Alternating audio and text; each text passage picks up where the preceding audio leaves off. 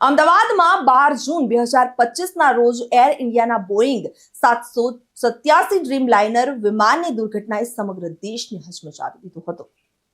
આ ગોઝારી ઘટનામાં પણ પરિવારોએ પોતાના સ્વજનો ગુમાવ્યા છે, જેમાં મહેસાણાના કડી તાલુકાના એક વૃદ્ધ નાગરિક રતિલાલ પટેલનું પણ દુઃખદ અવસાન થયું હતું।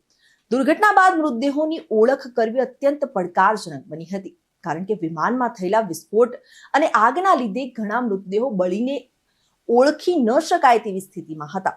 આવી સ્થિતિમાં રતિલાલ પટેલના મૃતદેહની ઓળખ માટે ફોરેન્સિક ટીમે ડીએનએ ટેસ્ટની પ્રક્રિયા હાથ ધરી અને લગભગ 10 દિવસની રાહ જોવડાવ્યા બાદ રતિલાલ પટેલના પરિવારના સેમ્પલ સાથે ડીએનએ મેચ થયો, જેના આધારે તેમના મૃતદેહની ખાતરી થઈ। આ પ્રક્રિયા પૂર્ણ થતા વહીવટીતંત્રએ સંવેદનશીલતા સાથે મૃતદેહને પરિવારજનોને સોંપ્યો। મૃતદેહ પરિવારને સોંપાયા બાદ રતિલાલ પટેલની અંતિમ યાત્રાની તૈયારીઓ શરૂ થઈ અને કડીના તેમના નિવાસ સ્થાનેથી નીકળેલી સ્મશાન યાત્રામાં મોટી સંખ્યામાં સ્નેહીજનો, મિત્રો, પડોશીઓ અને સમાજના લોકો જોડાયા હતા। નિધન થયું મને સૌથી વધારે દુઃખ વ્યક્ત થયું। આવું નતું થવું તો ભગવાન એમના આત્માને શાંતિ આપે। ટિકિટ બુક કર્યા પછી મારે એમની સાથે એક બે વાત થઈ અને પછી એમનો વિડીયો કોલમાં ઓછું સાંભળતો હતો, એટલે મારા ભાઈ દ્વારા વાત થતી હતી અને પછી મેં એમને કીધું કે તમે આવો, એટલે પછી મને ત્યાંથી મારા ભાઈએ ત્યાંથી એરપોર્ટ બેસાડ્યો અને કહી દીધું કે પપ્પા બે બેસી ગયા છે।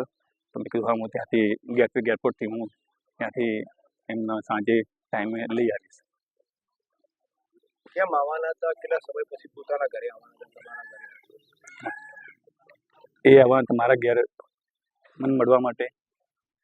મેં એમને કીધું 3 વર્ષ પહેલાં મકાન લીધું હતું, આ વર્ષે બધો સારો મેળ હતો, એટલે મેં એમને કીધું પપ્પા આ વર્ષે તમે આવી જાઓ, ઉનાળામાં મારી સાથે રહેજો, ફરીશું, બેસીશું, તમને ગમશે। વધારે તો એટલીસ્ટ ઓછામાં ઓછા 2 મિનિટ તમારે રહેજો મારા જોડે અને તમને ગમશે, મને પણ ગમશે।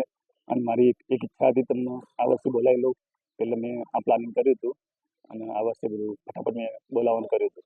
મારું નામ પટેલ વાસુદેવભાઈ રતિલાલ છે, રહેવાનું 46 ત્રિભુવન સોસાયટી કડી। બનાવમાં એવું હતું કે એમની ફ્લાઇટ 1:15ની હતી અને અમે ત્યાં 10 વાગે પહોંચી ગયા હતા અને એમને મેં 10:30 અંદર ગેટમાં અંદર પ્રવેશ કરી નાખેલો। પછી એમનું 11 વાગે એમનું બોર્ડિંગ થઈ ગયું અને 11:30 મને ફોન આવ્યો કે અમારું બોર્ડિંગ થઈ ગયું, તારે નીકળવું તો નીકળ। પછી ત્યાં બી હું અડધો કલાક રોકાયો। પછી 12:15 ફરીથી ફોન આવ્યો કે અમે પ્લેનમાં બેસી ગયા છે। ત્યાંથી પછી મને એક ભાઈના ફોન પરથી ફોન કર્યો કે હવે તમે નીકળો, હવે કે હું કાકાને ત્યાં જે લંડન તમારા મોટા ભાઈને વાત કરાવીશ। એટલું કરીને હું ત્યાંથી નીકળી ગયો અને હું ત્યાંથી પપ્પાને મૂકીને હું કરણનગર પહોંચ્યો અને મારા અંકલનો ફોન આવ્યો કે તું ક્યાં પહોંચ્યો? હું કરણનગર પહોંચ્યો છું, કે તું જલ્દી ઘરે આવ, કે પપ્પાને મૂકીને પ્લેન ક્રેશ થયું છે। પછી અમે કડીથી પાછો અમદાવાદ જવા નીકળ્યા। 10 દિવસ બાદ ડીએનએ મેચ થયો છે। એમાં તો શું કહેવાનું સાહેબ, એમાં તો જે સત્તાવાર એ લોકો બી કોશિશ ફૂલ કરીએ, એમનું બી કંઈ વાંક નથી કે હાદસો જ એવો મોટો હતો કે મેં જે દ્રશ્ય જોયો ત્યાં શરૂઆતમાં, જ્યારે હું ત્યાં 2:30 વાગે પહોંચી ગયો ત્યારે। રિપોર્ટર ભાવેશ પટેલ સાથે ચક્રવાત ન્યૂઝ કડી।